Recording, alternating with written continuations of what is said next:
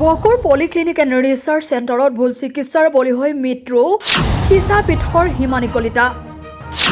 কামৰূপ জিলাৰ বকুবাসীৰ বাবে অভিশাপ হৈ পৰিছে পলিক্লিনিক এণ্ড ৰিচাৰ্চ চেণ্টাৰ নামৰ ব্যক্তিগত চিকিৎসালয়খন।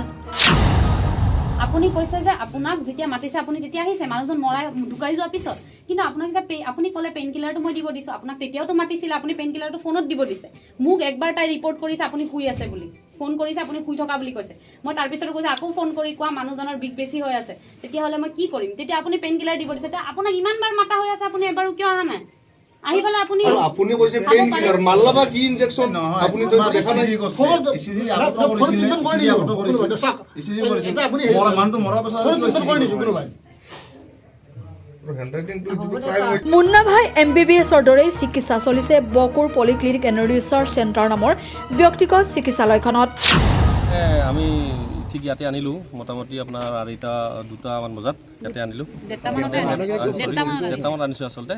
এটা অনাৰ পিছত আমাক ইয়াতে অক্সিজেন লগালে। অক্সিজেন লগাৰ পিছত সিহঁতে ক'লে কি পেচেণ্টৰ অৱস্থা অলপ ক্ৰিটিকেল। পেচেণ্টৰ নামটো কি ক'ব নেকি? হিমানী কলিতা। কি হৈছিল প্ৰব্লেম? তেখেতৰ মানে প্ৰথম একো নাই, ডায়েৰিয়া অলপ কমপ্লেইন আহিছে। ডায়েৰিয়া কমপ্লেইন দেখাতে পিছতে ইয়াতে আমাৰ পাব্লিক চেলাইন দিলে, চেলাইন দিয়াৰ পিছত ঠাণ্ডা লাগিলে ইয়াতে আপোনাৰ কিবা লগালে, এই আপোনাৰ অক্সিজেন লগালে। অক্সিজেন লগাৰ পিছত ক'লে আপোনালোকে কি কৰিব, আপোনালোকে ICU যদি ব্যৱস্থা কৰিব পাৰে আপোনালোকে ICU ব্যৱস্থা কৰক এনেকৈ কৈছে। বোলে মই ক'লোঁ আৰু যে ICU ব্যৱস্থা মানে কি আজিয়ে কৰিব লাগিব নেকি? সিহঁতে ক'লে আজিয়ে কৰিব নালাগে, আপোনালোকে যদি কৰে ইয়াতে কল্যাণীখন আছে ওচৰত, কল্যাণীখনতে কৰিব পাৰে। পিছতে আমি আৰু সিহঁতে আমাক ৰেফাৰ কৰা নাই, কিন্তু এনেকৈ জাষ্ট সেইখিনি কথা কৈছে আৰু। কোনে কৈছে এইটো? পলিক্লিনিকে কৈছে নে সন্ধিয়া কৈছে? নাই পলিক্লিনিকৰ পৰা কৈছে আমাক কথাখিনি তেনেকৈ। পিছত আপোনালোকে আমাক ডাইৰেক্টলি কৈছে মানে কল্যাণীখন ওচৰতে আছে, কল্যাণীখন কৰিব পাৰিব। পিছত আমি চালোঁ ৰিপৰ্টখিনি, চালোঁ যে ক্ৰিটিনাইনটো অলপ বেছি আছে, তাৰপিছত আৰু এইপিনে হিমোগ্লোবিনো কম আছে। এনেকৈ আমি গোটেইখিনি চালোঁ, নেফ্ৰলজি আৰু আপোনাৰ দেখিলেও আজি ইউৰিঅলজিৰ অলপ সমস্যা হৈছে। সেইকাৰণে আমি ভাবিছোঁ কি ইয়াতে আমাৰ খালি ICUটোহে আছে কল্যাণী, বাকী ট্ৰিটমেণ্টখিনি নাপাব। আমাক ৰেফাৰ কিন্তু সিহঁতে কৰা নাই অলৰেডি, মানে ইয়াৰ পৰা ৰেফাৰ কৰা নাই। আমি সেনেকৈ ভাবি আছোঁ, মেনেজ কৰি আছোঁ, আমি গুৱাহাটীত লৈ যাম সেনেকৈ ভাবি আছোঁ আৰু। তাৰপিছত সিহঁতে মানে আমি মেনেজমেণ্ট কৰি আছোঁ আৰু গুৱাহাটীত যাব লগা ইমান সহজ নহয়, পেচেণ্ট এটা লৈ গ'লে বহুত কিছু ডকুমেণ্টছ থাকে বা সেনেকুৱা আমি হৈ আছোঁ।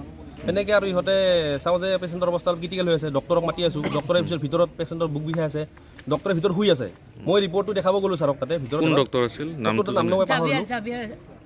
জাবিয়ৰ আলাম হয়তো শুনিলোঁ। তাৰপিছত তেখেতে মানে শুই আছে, শুই তেখেতে ৰিপৰ্টটো চাইছে, ঠিক আছে একো নাই এনেকৈ। ক্ৰিটিনাইনটো দেখালোঁ ছাৰ এনেকুৱা কথা, শুই ৰিপৰ্টটো মোক বঢ়িয়াকৈ বুজাই দিলে আৰু এনেকুৱা।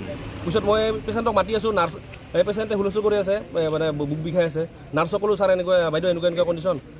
নাৰ্ছে আৰু ডক্টৰক ফোন কৰিছে, ডক্টৰে টোপনি মাৰি আছে, মানে নাৰ্ছে ক'লে ছাৰ টোপনি মাৰি আছে এনেকুৱা কণ্ডিশ্যন, টোপনি মাৰিয়ে আছে ডক্টৰে ডিউটিত।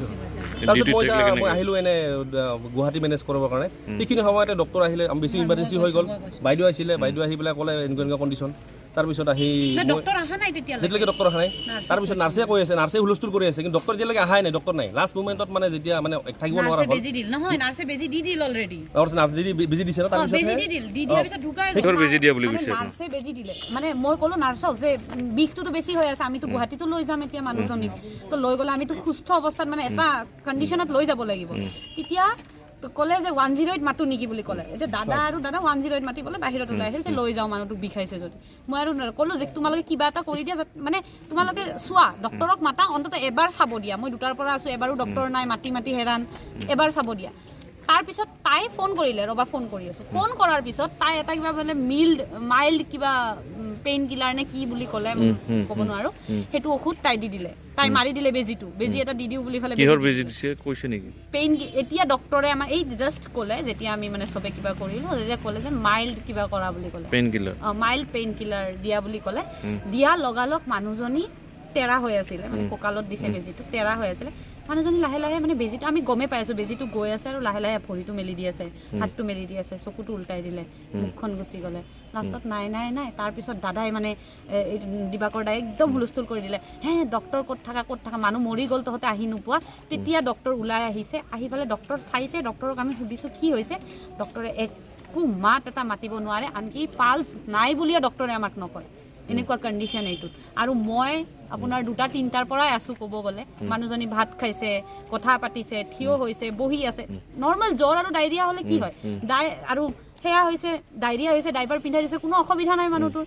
জ্বৰ হৈছে অকণমান বুকু বিষ আছে সেই বস্তুটোৰ কাৰণে মানুহ এজনী ঢুকাব পাৰে লাহে লাহে লাহে লাহে মানুহ ঢুকাই গ'ল বেজি দিয়াতে কেনেকৈ ঢুকাই মই আজিহে দেখিলোঁ ঢুকোৱাৰ 10 মিনিট পিছত ECG লৈ আহিছে ঢুকোৱাৰ 10 মিনিট পিছত আকৌ ECGৰ কিবা কিবি লৈ আনিছে ECG কৰিব মানে আগতে ঢুকাই গ'ল ECG কৰি এতিয়া কি কৰিব এতিয়া দাদাহঁতে নমলে ECG এতিয়া মৰা মানুহটোক ECG কৰি কি কৰিবি ৰেফাৰ কৰা নাই আমাক জাষ্ট কৈছে যে ICUত নিব লাগিব আৰু যিহেতু ইহঁতৰ লগত কল্যাণীৰ লগত পুৰা পেক্ট আছে সিহঁতে আমাক কল্যাণীত নিব দিছে আৰু কল্যাণীতো ৰিচেণ্টলি এনেকুৱা ঢুকুৱা কেছ হৈ গৈছে আমি কল্যাণীত কিয় নিম আৰু দুটা কৈছে দাদা দুটা আমাৰ বেলেগ ট্ৰিটমেণ্টো আছে কৰিবলৈ তো ইয়াতেতো আমি ট্ৰিটমেণ্টটো নাপাম তো একেবাৰে গুৱাহাটীতে নিম আৰু ছাৰে কৈছে মানস ছাৰে এইটোও কৈছে যে কালিলৈ নিলেও হ'ব বুলি কৈছে কালি ইয়াতে ডক্টৰ আহিব নে কিবা এনেকেও কৈছে মানস মানে কোন আছিল মানস ডক্টৰ মানস হাজৰিকা তেখেতে কেতিয়া চাইছিল পেচেণ্টক তেখেতে দুটাৰ আগতে চাইছে তাৰপিছত এখেত আহিছিল তাৰপিছত এখেত আহিছে নে আছে নে নাই এখেতৰ মুখ মই এই মৰাৰ পিছতহে দেখিছোঁ আৰু যেতিয়া ঢুকাইছে কেইটামানত ঢুকাইছে আপোনাৰ ঢুকাইছে 5টা মানত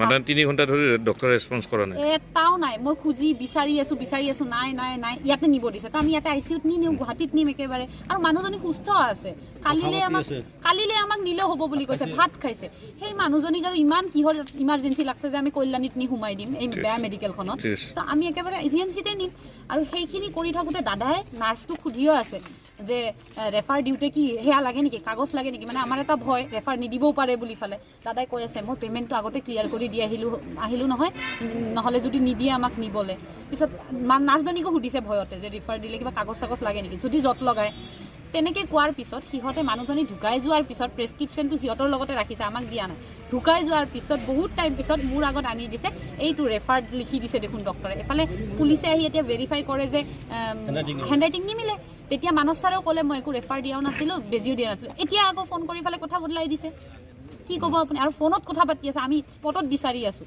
সেইটো কাৰণে বিচাৰি আছোঁ যে অন দ্য স্পট কথা হওক এটা কথা শেষ সিহঁতৰ বেলেগ বেলেগ এমপ্লয়ী বেলেগ বেলেগ ফোন কৰি বেলেগ বেলেগকৈ আনি আছে মই চব মানিলোঁ মানুহ এইটোতো আমাৰ লোকেলিটি হয় এজন মৰিছে আমি নাপাওঁ ঘূৰাই কিন্তু আমি 10জনীকতো ইয়াতে আনিব লাগিব ইয়াতে এনেকৈ আনি থাকিব আজি আমিহে গম পালোঁ আমাৰ ফেমিলি নাহে বেলেগ ফেমিলি আহিব ন আহিলে যদি বেলেগ ফেমিলিকো এনেকৈ মাৰিব সিহঁতে মষ্ট অফ দ্য কেছ ইয়াতে ঢুকাইয়ে যায় এইটো কি হয় এইটো আইদাৰ বন্ধ কৰিব লাগে নহ'লেতো মানুহ আহিবই বহুত অজানা মানুহ আছে আহিব ইয়াতে তো এইবোৰ বস্তু একদম চাব লাগে ইফালে বকোবাসীক চিকিৎসাৰ নামত ডকাইতি নামিছে ব্যক্তিগত চিকিৎসালয় পলিক্লিনিক এণ্ড ৰিচাৰ্চ চেণ্টাৰে উল্লেখ্য যে বকুৰ বহু বিতৰ্কিত ব্যক্তিগত চিকিৎসালয় পলিক্লিনিকৰ স্বত্বাধিকাৰী ডক্টৰ অমিয় ৰাভা আৰু পৰিচালক নেভিল চন্দী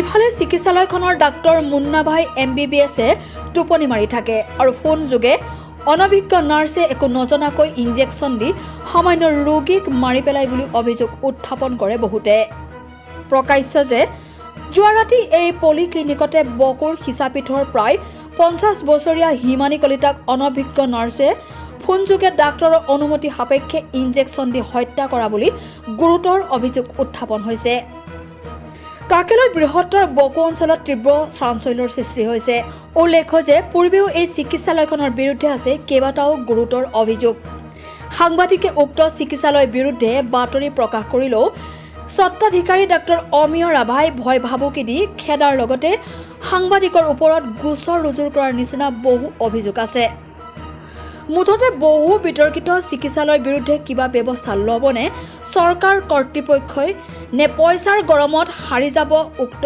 অনভিজ্ঞ নাৰ্ছ ডাক্তৰ তথা স্বত্বাধিকাৰী অমিয় ৰাভা সেয়াহে হ'ব লক্ষণীয় বকুৰ পৰা বিষ্ণুৰাম দাস ৰিপৰ্ট অপৰূপা টিভি প্ৰিয় দৰ্শক আপোনাক অপৰূপা টিভিৰ তৰফৰ পৰা বিনম্ৰভাৱে অনুৰোধ কৰিছোঁ এই চেনেলটো আপুনি ছাবস্ক্ৰাইব শ্বেয়াৰ ফলোইং লাইক আৰু কমেণ্ট কৰি লগতে কাষতে থকা বেল আইকনটো ক্লিক কৰি আমাক আপুনি সহায় কৰে যেন আপোনাৰ এই সহায় সহযোগিতাই অপৰূপা টিভি চেনেলটোক জীয়াই ৰখাত বিশেষভাৱে সহায় কৰিব যদি আপুনি অপৰূপা টিভি চেনেলটোক ফেচবুক ইউটিউব বা ইনষ্টাগ্ৰামত সদায় চাব বিচাৰে তেন্তে আপুনি আজিয়ে এতিয়াই চেনেলটো ফলোইং ছাবস্ক্ৰাইব আৰু লাইক কৰি ওচৰতে থকা বেল আইকনটো বজাই দিয়ক আৰু অপৰূপা টিভিক সদায় উপভোগ কৰক আপোনালোকৰ মৰম আৰু আশীৰ্বাদে অপৰূপা টিভিক আগুৱাই যোৱাত যথেষ্ট সহায় কৰিব আমি সদায় প্ৰতিশ্ৰুতিবদ্ধ ৰাইজৰ পক্ষত থাকি ৰাইজৰ হকে আৰু সমাজৰ উন্নতিৰ হকে কাম কৰি যাম। বিশেষ জানিব লগা থাকিলে প্ৰিন্স কাশ্যপ পৰিচালন সঞ্চালক তথা মুখ্য সম্পাদক অপূৰ্বা টিভি মোবাইল নাম্বাৰ 8135819868 নম্বৰত যোগাযোগ কৰিব পাৰিব। ধন্যবাদ।